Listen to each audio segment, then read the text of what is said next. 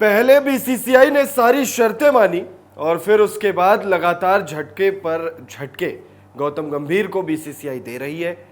गौतम गंभीर team India के अब नए हेड कोच बन गए हैं। जय शाह ने औपचारिक ऐलान जो है वो कर दिया और पहले से ही इस बात के कयास लगाए जा रहे थे कि गौतम गंभीर जो है वो टीम इंडिया के नए हेड कोच होंगे, नए मुख्य कोच होंगे। T20 वर्ल्ड कप 2024 के खत्म होने के साथ ही राहुल द्रविड़ का कार्यकाल जो है वो खत्म हो गया था और उससे पहले ही लगातार जो है खबरें आ रही थी कि गौतम गंभीर के नाम पर लगभग मुहर फाइनल जो है वो लगने वाली है और औपचारिक ऐलान बस बाकी था। लेकिन खबर यह भी सामने आ रही थी कि गौतम गंभीर ने सारी शर्तें अपनी मनवाई है। गौतम गंभीर ने बीसीसीआई से फ्री हैंड मांगा है और कहा है कि अगर आप मुझे ये जिम्मेदारी देना चाहते हैं तो फिर मेरी शर्तें आपको माननी पड़ेगी, फ्री हैंड आपको देना पड़ेगा। तो ऐसे में पहले सारी शर्तें मानी, कोच बनाया और फिर उसके बाद एक नहीं, दो नहीं, बल्कि तीन जो रिक्वेस्ट है गौतम गंभीर की वो रिजेक्ट कर चुका है बोर्ड। आपको बताते हैं वो पहले तीन कौन सी रिक्वेस्ट है गौतम गंभीर ने बीसीसीआई के आगे की थी, बीसीसीआई को बोला था, लेकिन बीसीसीआई ने, बोर्ड ने जो है गौतम गंभीर के उन तीन रिक्वेस्ट को खारिज कर दिया। सबसे पहली रिक्वेस्ट गौतम गंभीर की ये थी, वो जिम्बाब्वे दौरे के साथ अपने कार्यकाल की शुरुआत करना चाहते थे। गौतम गंभीर बतौर हेड कोच टीम इंडिया के साथ जो है जिम्बाब्वे का दौरा करना चाहते थे, लेकिन बोर्ड ने उनका ये रिक्वेस्ट जो है वो डिनाई कर दिया और उनसे कहा गया कि आप श्रीलंका के दौरे के साथ जो है टीम इंडिया में शामिल होइएगा और आपका जो कार्यकाल है वो श्रीलंका दौरे के साथ शुरू होगा। तो ये पहला रिक्वेस्ट था जो बोर्ड ने रिजेक्ट कर दिया।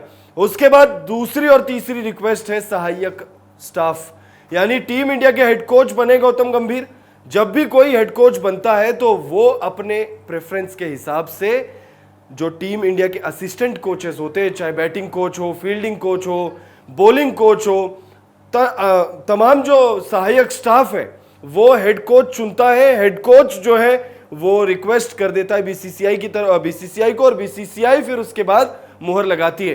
तो गौतम गंभीर ने दो ऐसे सहायक कोचेस की मांग की थी और बीसीसीआई ने उनको जो है रिजेक्ट कर दिया है। पहला नाम बॉलिंग कोच के रूप में गौतम गंभीर चाहते थे विनय कुमार, टीम इंडिया के पूर्व खिलाड़ी विनय कुमार को वो बॉलिंग कोच के तौर पर टीम इंडिया में शामिल कराए।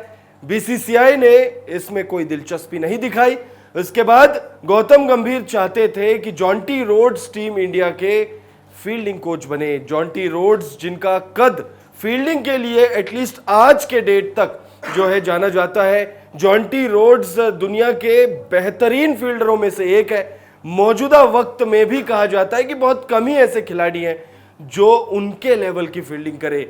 आईपीएल में भी कई टीमों के साथ वो काम कर चुके हैं, कई टीमों के साथ वो बतौर फील्डिंग कोच जुड़ चुके हैं, लंबा उनको कोचिंग का अनुभव है। जॉन्टी रोड्स और गौतम गंभीर दोनों एक साथ जो है लखनऊ सुपर जायंट्स टीम में एक साथ काम कर चुके हैं। ऐसे में गौतम गंभीर चाहते थे कि टीम इंडिया के फील्डिंग कोच जो है वो जॉन्टी रोड्स बने, लेकिन बीसीसीआई किसी विदेशी पूर्व खिलाड़ी को भारतीय कोचिंग स्टाफ का हिस्सा नहीं बनाना चाहता। पिछले 7 सालों से बीसीसीआई ने किसी विदेशी पूर्व खिलाड़ी को भारतीय कोचिंग सेटअप में शामिल नहीं किया है और बीसीसीआई आगे भी इसे जारी रखना चाहता है। इसी की वजह से जॉन्टी रोड्स के नाम पर मुहर जो है वो नहीं लग पाई।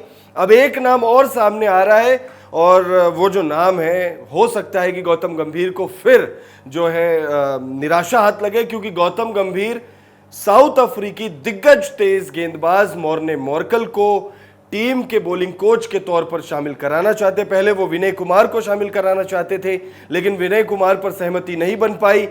अब मॉर्ने मॉर्कल के रूप में खबरें आ रही है कि वो चाहते हैं मॉर्ने मॉर्कल जो है वो टीम के बॉलिंग कोच बने, लेकिन बीसीसीआई जो पिछले 7 सालों से किसी पूर्व विदेशी खिलाड़ी को कोचिंग सेटअप में नहीं शामिल करना चाहती है, इसी को देखते हुए ये कहा जा सकता है कि चौथा झटका गौतम गंभीर को लग सकता है।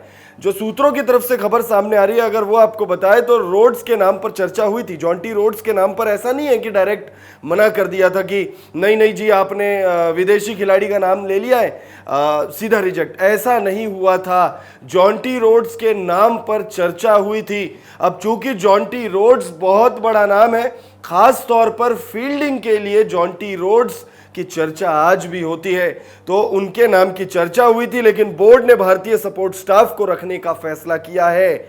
ऐसे में टी दिलीप जो राहुल द्रविड़ के साथ काम कर चुके हैं बतौर फील्डिंग कोच, उनके लिए दरवाजे जो है वो खुल गए हैं। उन्होंने अपने कार्यकाल के दौरान भारतीय टीम के साथ बहुत शानदार काम किया है। पिछले कोचिंग स्टाफ के किसी सदस्य का अगले मुख्य कोच के साथ बने रहना ये कोई नई बात नहीं है। अगर हम बात करें राठौड़ की, विक्रम राठौड़ जो टीम इंडिया के बैटिंग कोच रहे, साल 2019 वनडे विश्व कप के बाद संजय बांगर की जगह रवि शास्त्री की कोचिंग टीम में भी वो शामिल हुए और फिर बाद में वो राहुल द्रविड़ के कार्यकाल तक बने रहे। तो ऐसे में हो सकता है कि पुराने जो कोचिंग स्टाफ के मेंबर्स रहे हैं उनमें से एक दो नाम जो है वो गौतम गंभीर के कार्यकाल में भी आपको दिखे। लेकिन लगातार गौतम गंभीर को बीसीसीआई जो है वो झटके पर झटके दे रही है। पहले सभी शर्तें मान ली गई, लेकिन अब झटके पर झटके मिल रहे हैं। पहले उनको जिम्बाब्वे दौरे पर नहीं भेजा गया, उसके बाद विनय कुमार जिनको वो बॉलिंग कोच बनाना चाहते थे उन पर सहमति नहीं जताई, जॉन्टी रोड्स के नाम को रिजेक्ट कर दिया। मॉर्ने मॉर्कल को लेकर अब खबरें आ रही है, देखने वाली बात होगी कि भाई उनको शामिल किया जाता है या नहीं जाता है। तो भाई ऐसे में सवाल यह उठता है कि भाई गौतम गंभीर जो कि सभी शर्तें मनवाकर टीम इंडिया के कोच बने हैं, उनके साथ अब बीसीसीआई ऐसा क्यों कर रही है।